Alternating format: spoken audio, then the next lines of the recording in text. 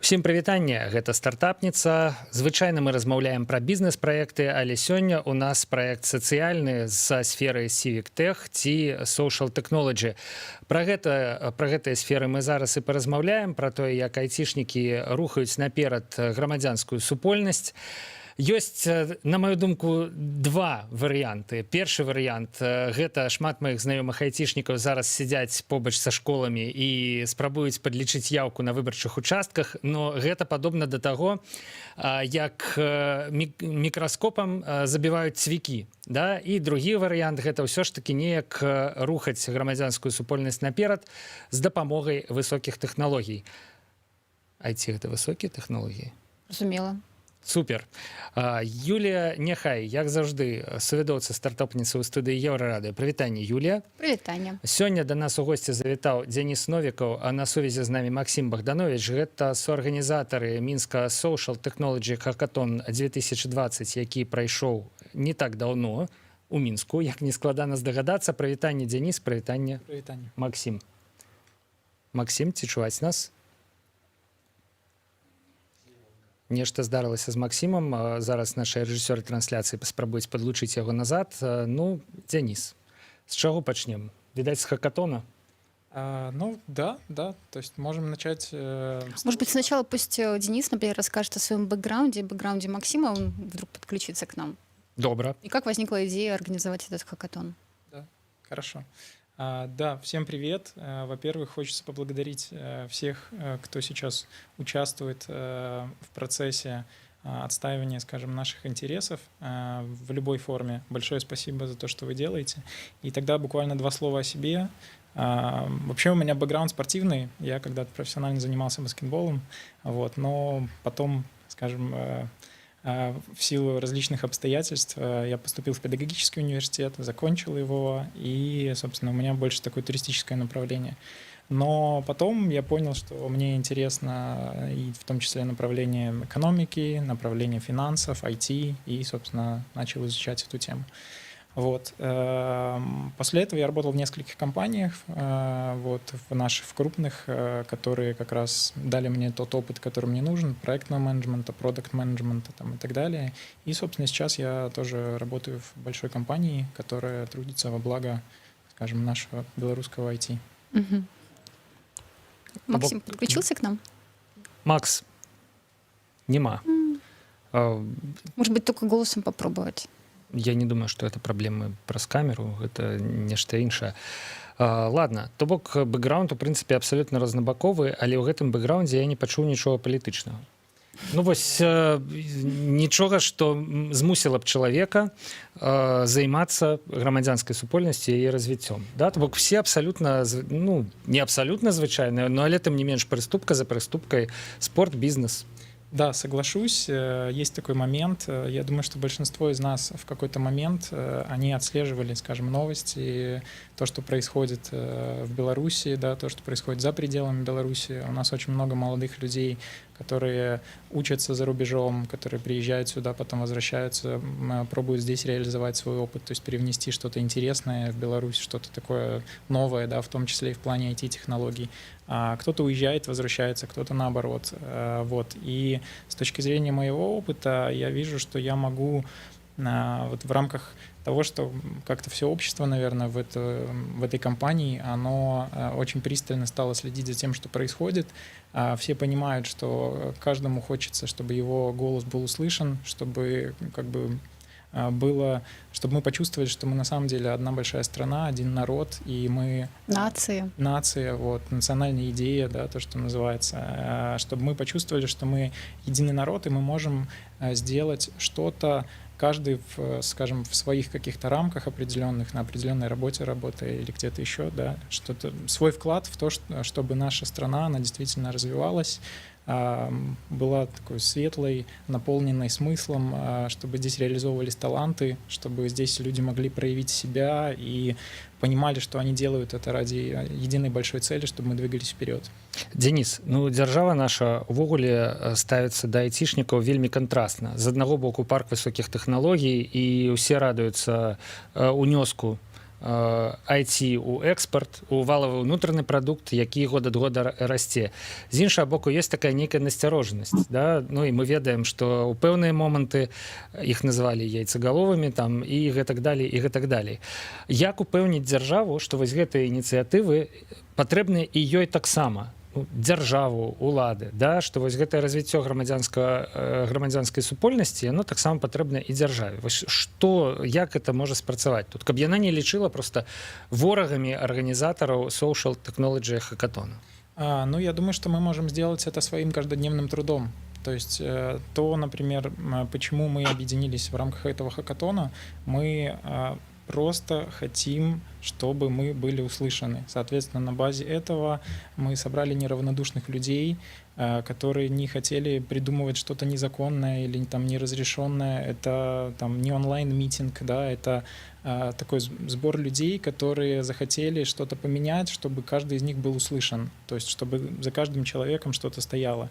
И, соответственно, в рамках этого стало понятно, что мы можем здесь внести свой вклад, каждый на своем месте, потому что там в том числе были и граждане Беларуси из других стран, например, из США, из Германии, из Украины, из России, из Чехии, из Польши, которые к нам же подключились и участвовали как, собственно, в составе команд в разработке тех или иных решений. То есть я считаю, что каждый из нас, находясь на своем месте, на работе, в свободное время, должен и может делать что-то, свой непосильный вклад, там, элементарно что-то почитать, поделиться мнением, не побояться там, и так далее, для того, чтобы дать понять, что мы за счет нас мы можем, айтишники могут послужить катализатором того, какой взрывной рост может быть на самом деле у нашей страны. То есть я прекрасно понимаю, что и руководители, скажем, да, страны, они тоже это понимают, но мы должны показать это своим примером, принести какие-то решения и сказать, вот мы сделали. То есть не просто обозначить проблему, а решить ее и сказать, вот мы сделали. Это хороший пример,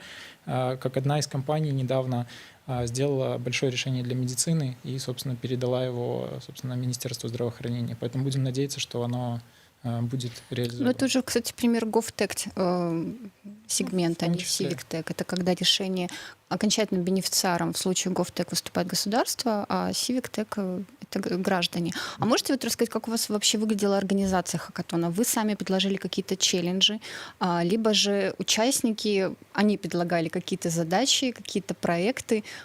Какие это были проекты вообще? Что вот волновало участников?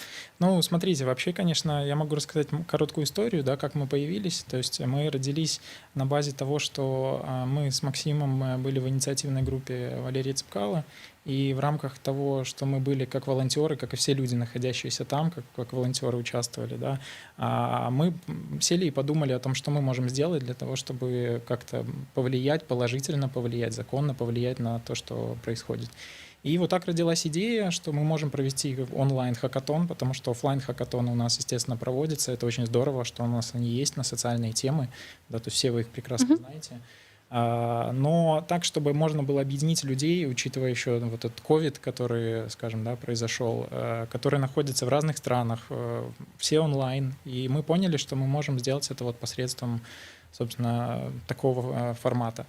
И что мы как бы думали, какая основная цель была всего этого, для того, чтобы собрать всех людей, объединить их вот именно той самой национальной идеей того, что мы, на самом деле, мы очень талантливые, мы очень творческие люди, и каждый из вас может внести свой вклад для того, чтобы дополнить, скажем, нашу там страну, наполнить ее вот какими-то решениями, которые могут действительно открыто, понятно для всех людей как показать, какая ситуация происходит в стране. Так как вы самоорганизовались? Ну, по сути, мы собрали свою команду, то есть это 8 человек, которые решили, что, ну, так или иначе, естественно, мы привлекали волонтеров, потому что основные участники нашего так называемого хакатона, который прошел, это сами участники, которые организовывались в команде, волонтеры, которые помогали, менторы, которые, собственно, так или иначе направляли, да, из разных сфер, и мы как организаторы. То есть мы делили людей сразу, высылали формы, на сайте была форма, в соцсетях, которую они могли заполнить, и, скажем, каждый, прописывая то, что он хочет и может сделать, вот эти неравнодушные, прекрасные люди, они, собственно, сами самоорганизовались. Наше дело было только вот то, что называется, заняться менеджментом, так или иначе разбросать их по командам, понять, кто кому где может помочь и как они могут, вот, собственно, в единой структуре все это делать вместе. Да, ну это вы говорите про компетенции, а вот тематика. Ну, понятно, что в рамках текущей ситуации, которая здесь была, которая здесь сейчас есть, да, мы объединились под политической повесткой. То есть мы поняли, что мы хотим понятности, хотим прозрачности, хотим, ну, собственно, это показали все участники, которые самоорганизовались. То есть представьте, что там буквально за несколько дней пришло больше 500 заявок. Вот. Из них 250 человек так или иначе присутствовали вот в течение этих 26 часов, который проходил хакатон, они присутствовали онлайн. То есть они общались между собой, да, они, может быть, где-то переходили в свои чаты. То есть мы делали в рабочие workspace под каждую команду для того, чтобы они могли там обсуждать свои темы и, собственно, идти там разрабатывать, продумывать, реализовывать и так далее. То есть усиливаться другими, например, людьми. Вот. Это было и подобно, и не подобно на звычайный хакатон. Да, это была очень такая гибридная модель, которую мы просто приняли решение находиться все вместе командой. Это, естественно, нам, наверное, тоже помогло, потому что если бы каждый был у себя дома, то, наверное, было бы сложнее. А так мы курировали друг друга, много задач каких-то появлялось, которые нужно срочно решить, там, вот этой команде помочь, этой найти ментора там, и так далее. И мы это все решали в рамках того, что могли. Я ўвогуле не хацеў перабіваць Юлію, я просто хацеў сказаць, што калі ў слухачоў нашых і ў гледачоў ёсць пытанні, іх можна задаваць пра сацыяльныя сеткі, там дзе вы бачыце гэты эфір, мы гэтыя пытанні перадамо, ну, на дадзены момант толькі Денису. Максим. Я тут, можна? Мені чутно? Максим, круто. Ура! Вось, я вас чую, да. якраз добрая нагода згадаць, што ты з намі. Максим Богданович, другі арганізатар Social Technology Hackathon 2020, долучыўся да нас. І Максим таксама такім чынам можа адказаць на пытанні пра Civic Tech, пра хакатон, пра пераўтварэнне ў грамадстве. І даўно ты, Максим, разам з намі слухаеш? З самого початку я не розумію, чим була проблема, але ж я вас видатно чув, і здається, що і мікрофон був включений так само. Але ж все нормально. Зараз мені чутно і добре. Дякую. Спішам гэта на праблемы з інтэрнэтам, якія час ад часу назіраюцца ў розных местах сталіцы. Апошнім часам. Макс, может, я что-то упустил, ты бы дополнил, если есть. Ну, я хотів сказати, що, наприклад, от про географічний розброс наших людей, що він вже зараз дає результати, тому що, наприклад, коли ви зайдете там на ту ж посилку у Вікіпедії на кон білоруських виборів, так, і проскролите вниз, то ви побачите там відділ про екзит-поли у інших країнах. Тобто це ідея з екзит-полами, з координацією їх і ввогуле ті люди, які взялися це все організувати, вони прийшли на наш хакатон, і ця ідея утворилася там. Тому ми вельми ганоримося тим, що ось зараз конкретно ви вже можете побачити виніки ось нашої супольної праці. А у цілому дякую, Денис, мені здається, що він описує все доволі докладно. Можно все-таки попрошу вот уточнить по поводу проектов, которые появились, которые выиграли, которые, скажем так, тут, мне кажется, проигравших нету. Вот. О чем вы сами хотели бы вот рассказать, что вас уразило? Конечно, давайте. То есть, наверное, их можно бы все проекты разделить приблизительно на две части. То есть те, которые касаются больше IT-решений, и те, которые, скажем так, направлены на некую агитационную составляющую. Да? То есть основные, вот те, которые касаются вторых, это, например, вот момент с бинтами, да, который широко известен. Основная идея, и сам проект называется «Болею за Беларусь». То есть смысл в том, что даже на себе я проверил, когда вот его, скажем, надел, мне знакомый, каждый знакомый, вот когда меня видел, он спрашивал, а что у тебя с рукой? Я говорю, что я болею за Беларусь. То есть это, как мне кажется, целая философия. Возможно, очень много людей думали так же, ну или отвечали так же, но в рамках хакатона эта идея, скажем, притворилась оформилась в полноценную философию, и по сути, мы все, как люди, да, как каждый индивидуально, мы болеем действительно душой, сердцем, мы болеем внутренне, мы хотим, чтобы все становилось еще более понятно, еще более прозрачно. То есть наверняка, если у нас есть такой запрос, значит, нам чего-то не хватает. И поэтому, как минимум, мы должны быть услышаны, и нам должны сказать, что действительно мы с вами, мы вас слышим. Мы, может быть, не сразу ответим, но какой-то ответ мы хотим получать ответ. Можно Плюс, додать например, так плюс, например, один из проектов — это вот то, что Максим сказал, экзит-полы, которые проводятся за рубежом. Аналогично, это все ради прозрачности, а не ради того, чтобы провести какой-то параллельный, альтернативный там подсчет или что-то еще. Вот у нас есть интересный проект «Найди меня», который тоже находится на стадии реализации. То есть это актуальная тема, если вдруг человек по какой-то причине на улице может, допустим, там, пропасть, да, то мы понимаем, что его уведомление может отправляться его друзьям, родственникам, и, собственно, сразу станет понятно, где он, например, находился в последний раз. Ну, вот, Максим, может быть, ты еще дополнишь? Так, Макс, Да. калі ласка.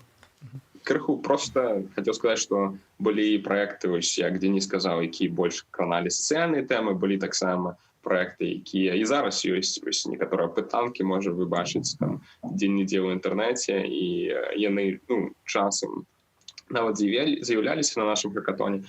Яшчэ былі шмат проектаў, которые можна назваць модулямі, то бок некаторыя задачы там у гэтых проектах яны, можна сказаць, усе гэтыя проекты, якія займаюцца альтэрнатыўным падлікам і гэтак далей, маюць агульныя падзадачы, і вось розныя людзі, которые там штосьці разумеюць, напрыклад, у machine learning ці там штучнай апрацоўцы фотаздымку, то яны ўжо працавалі над канкрэтнымі модулямі і потым далучаліся, можа, да іншых камандаў. То бок праца ішла не толькі над цэльнымі проектамі, але ж па напрамках, які мы назвалі модулямі. Ну, вось у мяне такое пытанне. Якія асноўныя скілы запатрабаваныя ў напрамку вось у гэтым social tech, civic tech, і якія асноўныя праблемы ёсць перад тымі, хто нешта спрабуе прыдумаць, вырашыць, змяніць, там недахоп дадзеных, я не ведаю, яшчэ нешта. Ну да, безусловно, возникали определенные вопросы с компетенциями людей. То есть мы, скажем так, не то что вопросы, а мы пытались узнать, чем конкретно человек может помочь, какую практическую задачу он может решить. И, соответственно, пытались организовать команду таким образом, чтобы максимально было приложение, чтобы он максимально эффективно что-то сделал. Поэтому, естественно, нужны были разработчики, нужны были тестировщики, нужны были менторы, которые, например, понимают в какой-то конкретной компетенции, да, плюс-минус, то есть или в конкретной технологии, в фреймворке. И не было большой проблемы, потому что было много людей, действительно, которых можно было разделять. Мы в том числе брали людей, например, не самых опытных, возможно. И в будущем мы тоже, в нашем комьюнити, в котором мы станем, мы тоже будем брать, допустим, студентам, которым нужна практика. Они что-то изучили, например, им хотелось бы себя проявить. Или стажировка. То есть у нас этого очень не хватает. Да, IT-компании во многом это помогают делать, но понятно, что у них есть определенный отбор. Вот. То бок, згледзяш скілов, гэта даволі традыцыйна выглядае. Яны такія ж, як патрэбныя на любом. Где-то есть, например, темы маркетинга, допустим, как дальше продвигать тот или иной проект. Есть темы пиара, допустим, как сообщать об этом правильно, как вот людям описать свою идею, собственно, для того, чтобы люди поняли, как этим пользоваться, для чего. То есть самое главное, что хочется сказать, это что среди проектов не было тех, которые находятся, не знаю, в так называемой серой какой-то зоне, то есть что они какой-то, не знаю, там подрыв хотят сделать или, в плане технологий, да, решений, хотят внести какую-то запретную тему, рассматривают. То есть это все ради открытости, это все ради прозрачности. Это вот был наш основной посыл, что мы делаем то, что законно, то, где нам нужна дополнительная информация. Можно вопрос?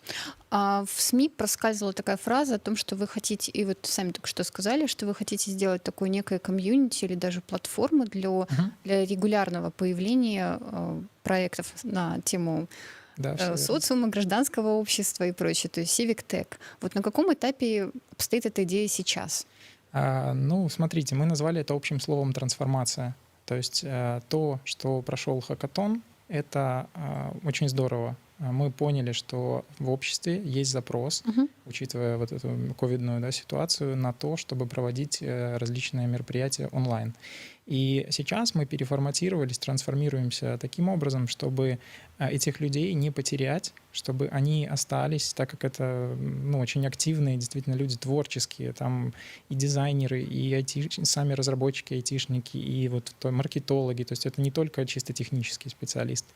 Вот. И мы смотрим в перспективу, и сейчас выстраиваем внутри таких таким образом команду, чтобы у нас организовывались рабочие группы, чтобы можно было привлекать волонтеров под определенные задачи. То есть наша основная цель дальнейшая — это объединить людей, белорусов, находящихся здесь, не только здесь, и даже не обязательно белорусов в перспективе, да, для того, чтобы они могли решать социальные проблемы. То есть мы четко понимаем, что есть запросы определенные в экономической сфере, в медицинской сфере, в сфере образования, и мы хотим создать такой рабочий workspace. То есть мы разделили нашу дальнейшую, то, как мы себя назвали и как дальше себя позиционируем, это Social Technology Ecosystem. То есть это очень хорошее слово зарубежное, которое отражает то, куда мы идем. То есть по факту это многофункциональная, многонаправленная такая организация, в которой решаются те или иные проблемы в рамках рабочих групп. То есть нет яркой вертикали ни в плане участников, ни в плане организаторов, и все, по сути, построено горизонтально.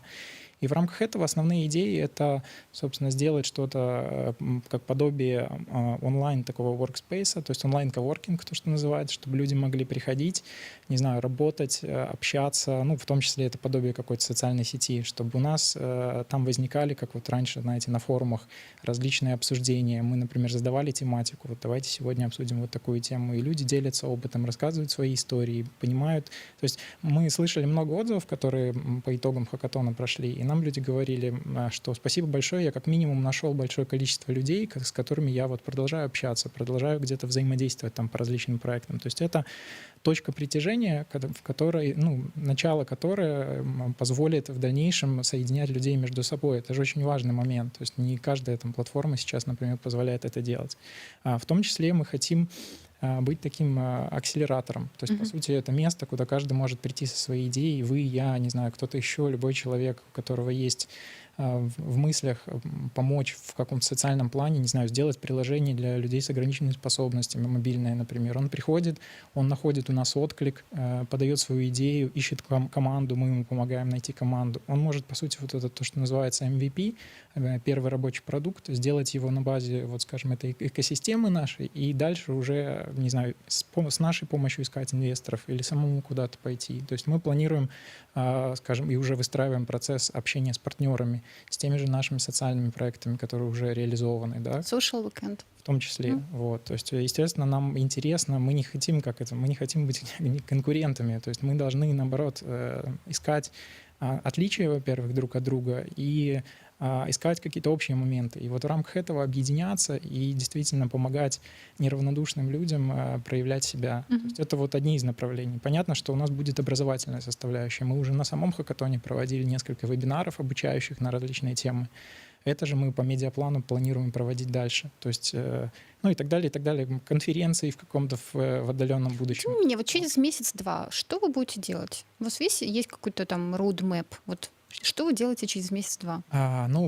Смотрите, мы как минимум объединяемся под другими повестками, да, которые будут актуальны в обществе. То есть, по сути, это так сложилось, что мы объединились под политической повесткой. Дальше это будут другие.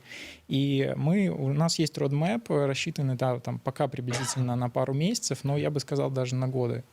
Международные конференции, допустим, которые мы можем здесь организовывать, опять-таки, в рамках социальных тематик. То есть мы работаем каждодневно всей командой над тем, как улучшать процессы, каких людей ставить на какие позиции в рамках рабочих групп внутри, как привлекать людей новых, как сообщать о себе, собственно, чтобы о нас узнали люди, то есть как они могут прийти к нам, чтобы к нам можно было легко прийти, не так, что нужно искать какую-то где-то где оставить заявку, не знаю, а чтобы это было элементарно.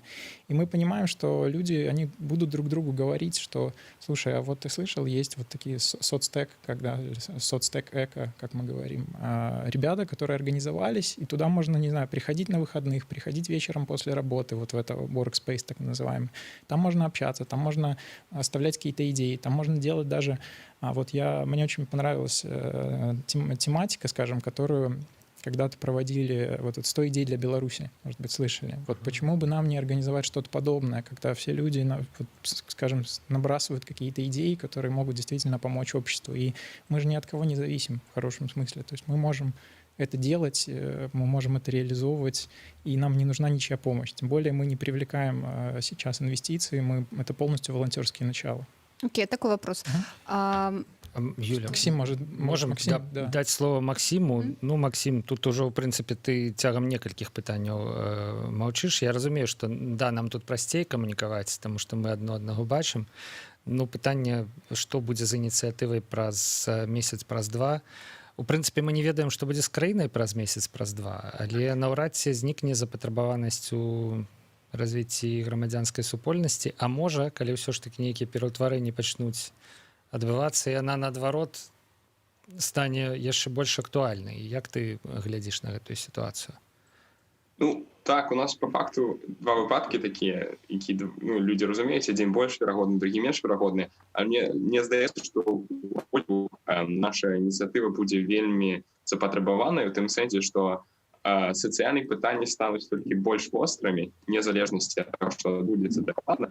І ў гэтым сэнсе у Беларусі, ну, я нават гляджу, калі на сваіх там сяброў, на людзей крыху сталей, кампетэнтных, цікавых, апантаных прафесіяналаў, які хочуць рабіць сваё камьюніці, сваю супольнасць, там, свой горад, свой раён, свой што заўгодна лепш. Просто зараз у нас мы хочам якім сацыяльным механізмам, які заўсёды дазваляе ім гэта зрабіць, просто залагінуўшыся ў наш лаг, вечар кінуўшы ідэю тыпу там зараз у мне якасці мульціша, мы зробім тэлеграм-боты, которые могуць падключаць людзей з вадой і без вады. Напрыклад, паўгадзінкі на наступны вечар у вас уже ёсць тэлеграм-боты, які працуюць і рашаюць сацыяльныя пытанні. Просто на мой погляд, тут адзінае пытанне, якая будзе асноўная тэматыка, але ж мы гэта даведаемся крыху пасля, а тое, што гэта будзе востра, гэта будзе важна, я не сумняваюся. Тое, што сказаў Денис, яно здаецца, што амаль поўнасцю пакрывае тое, што мы хочам рабіць, так? Таксама магу заўважыць са свайго пункту гледжання. Вельмі круто было б злучаць людзей з адукацыйнымі установамі, напрыклад, там запартнерыцца з якімсьці універсітэтамі. Было б выдатна, калі б это магчыма было б зрабіць знутры Беларусі ці звонку, як адбудзецца. Але ж вось гэтае партнерства паміж адукацыйнымі інстытутамі і людзям, которым хочацца штосьці зрабіць на карысць свайго камьюніці, здаецца, што будзе прыбытковым для абодвух. Я еще кое-что дополню, если можно, буквально два слова. Мы хотим стать в том числе тем местом, где, вот как я сказал, молодые люди, которые еще после университета или до университета прошли какие-то курсы, или просто кто-то перепрофилировался, которые не могут найти, например, рабочее место на данный момент, чтобы они могли в рамках нашей экосистемы проявить себя, найти, может быть, какой-то проект и уже... То есть это в том числе некое трудоустройство, потому что я пока, может быть, не знаю какие-то организации, которые помогают таким образом. То есть да, они наверняка есть, эти инициативы, но мы хотим как бы полноценно это развернуть и помогать людям трудоустраиваться. Это такой серьезный момент. И второе — это проведение хакатонов. Мы не отходим от этого формата, то есть мы там, не знаю, с периодичностью раз в месяц, в 2, в 3 будем поднимать различные темы, те, которые нам скажут, или там накопится какое-то количество идей, и будем их реализовывать в рамках вот этих там сутки, двое. Вот.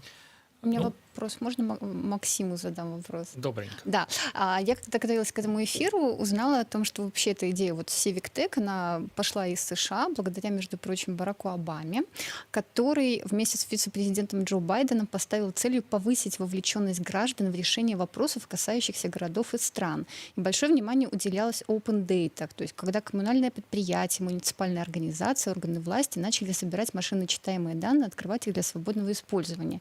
И результатом этого стали проекты типа DataGov, New York City Open Data и прочее. Максим учится в Гарварде. Это тот самый студент из Гарварда. Вот.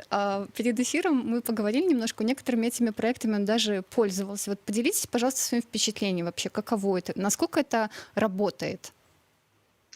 Ну, па-першае, так, у мяне быў уласны вопыт. Я ўвогуле яго ніяк не злучаў з тым хакатонам, які мы арганізавалі, але ж пра ўласны вопыт я магу распавесці. Я працаваў кансультантам, у нас у коледжы ёсць арганізацыі типу Harvard College Data Analytics Group, там шмат студэнтаў, які там плацюць на бакалаўры і штосьці робіць там з дадзеных, каб даць якойсьці кампаніі ці гэтак далей ім на карысць. І ось была вялікая тэма з коронавірусам, дык вось і я кансультант, мы працавалі аналізаваць ось тую пагрозу, які коронавірус мае там на некаторыя камьюніці ў США.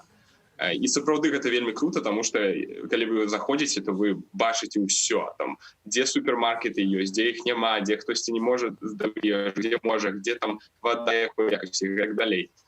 І гэта сапраўды круто. І там я паглядзеў тыпу на з той же пляцоўкі на Беларусь, і там ёсць карта, называется ArcGIS. Это просто такая платформа, глядзі на мапы і аналізаваць дадзеныя. Так у Беларусі нічога няма. Вось там просто прышэча, там няма ніякіх дадзеных. Таму было вельмі круто, калі мы маглі гэту праблему, можна сказаць, закрыць, дапамогуць працы ў нашай супольнасці, просто таму што зараз там непаханае поле, так, можна куды заўгодна, ўжо будзе карысна. У нашай хакатоне зараз з такіх тэмаў палітычных былі свая спецыфіка, можна сказаць, таму яна не зусім падыходзіць пад класіфікацыю Open Data. Але ж потым, як мы ідзем, мы пачынаем вырашаць эканамічныя пытанні, пытанні аховы здароўя, то так, транспарэнтнасць гэта наша ўсё. Мне здаецца, што гэта добры накірунак, і дзякуй, што вы яго ўзгадалі. Ну да, на жаль, Максім крыху развальваўся гук, але у прынцыпе больш-менш усё было зразумела, да? Больш-менш. То бок Беларусь такая белая пляма на мапе. Планета железяка почти, да? Ну, есть еще один момент, на самом деле. Мы очень хотим попробовать повлиять на вот эту так называемую закрытость данных. То есть мы действительно хотим, чтобы все было открыто, чтобы где-то можно было получать, анализировать какую-то статистику, чтобы, ну, это же абсолютно логичные вещи. Что каждый... общались с ребятами из Open Data? Еще нет, вот, но планируем. Это одна из тех организаций, которые действительно инициатив, которая может помочь всем нам для того, чтобы это было более понятно, да, и открыто. Но, естественно, кроме них наверняка есть и органы, и организации, в которые можно обращаться и которым можно доносить, самое главное, пытаться доносить то, что это все повлияет на развитие страны, на развитие общества. Это все можно использовать, это все можно просчитывать. Людям будет лучше жить, более удобно, как бы они будут понимать, где что находится, как что идти, куда идти. Ну, это же логичные вещи, раз мы уже определенный уровень IT имеем в стране, почему бы это не использовать, почему как бы вот эти не наладить как некие партнерские отношения. Ну, у нас засталась одна хвіліна. Насамрэч слова адкрытасць, яно слова гэтага эфіра, яно звучала найчасцей за ўсё. Ну, пусть ребята скажут, какая им помощь нужна. Вось я б хацеў, каб вельмі хутка, можа, Дзяніс адказаў на пытанне, а ці ёсць бізнес-складнік увогуле вось у гэтым усім праекце? Да? Ну і якая дапамога патрэбная? Ну, на данный момент как таковой вот бизнес-составляющей у нас нет. То есть мы финансируемся полностью сами, мы используем, скажем, свободное время тех людей, которые участвуют в комьюнити. Да. Естественно, на каком-то этапе нам понадобится там определенные затраты, наверное, покрывать, и мы наверняка к этому придем, но самое главное — это соцнаправленность. И большая просьба ко всем людям, которые неравнодушные, которые понимают, что можно себя применить, где-то найти или даже поменять специальность и прийти вот с чего-то начать, не просто посмотреть онлайн-курсы, а полноценно пообщаться и поучаствовать в проекте. Обращайтесь к нам в соцсетях, не знаю, вот сейчас мы работаем над новой идентикой, у нас будет новый сайт с формами, со всем, можно полностью описать то, что ты можешь здесь сделать, чем ты можешь помочь, и приходите, мы рады всем. Куда приходить? Соцсети, Social Technology Hackathon пока, и дальше это будет называться экосистемой. То есть Максим, может быть, добавит. Так, я просто хотел сказать, что мы заўсёды адкрытыя, зноў жа вельмі важнае слово. Зараз мы крыху перафарматуемся, і так як у нас вельмі шмат чаго адбываецца, то фокус ён тут не ўсё можна рабіць вельмі хутка, але што кажа Дзяніс, гэта абсалютная праўда. Мы зараз будзем мяняць фармат, але што нашы спасылкі на тыя соцсети, праз которые можна было зарэгістравацца, яны ўсё ж такі актыўныя, і мы іх дашлем Юлі пасля, калі каму хто хоча сам далучыцца, просто можна на нашага Workspace далучыцца. Але калі хтосьці хоча запартнерыцца якімось чынам, ці прапанаваць сваю ідэю, мы вельмі адкрытыя, калі ласка нам пішыце, будзем вельмі радыя размове. Што ж, сябры, час заканчивать наш сегодняшний выпуск «Стартапницы». Мы размаўлялі про Civil Tech. З нами на сувязі быў Максим Богданович, а ў студыі Дзяніс Новікаў, гэта арганізатары Мінска Social Technology Hackathon 2020. гэта тое, як прафесіяналы ў сферы IT могуць сваімі ведамі рухаць грамадзянскую супольнасць наперад. Калі ёсць ідэі, сувязь мусіць быць, да, праз сацыяльныя сеткі і неўзабаве праз сайт. Мы на гэтым скончым. Дзякуй, Дзяніс, дзякуй, Максім. Вялікі дзякуй. Да пабачэння. Юлія, няхай, як заўжды, была ў стартапніцы сувядучай. Павел Свярдлоў працаваў з боку Еўрарадыё пры мікрафоне. Пачуемся.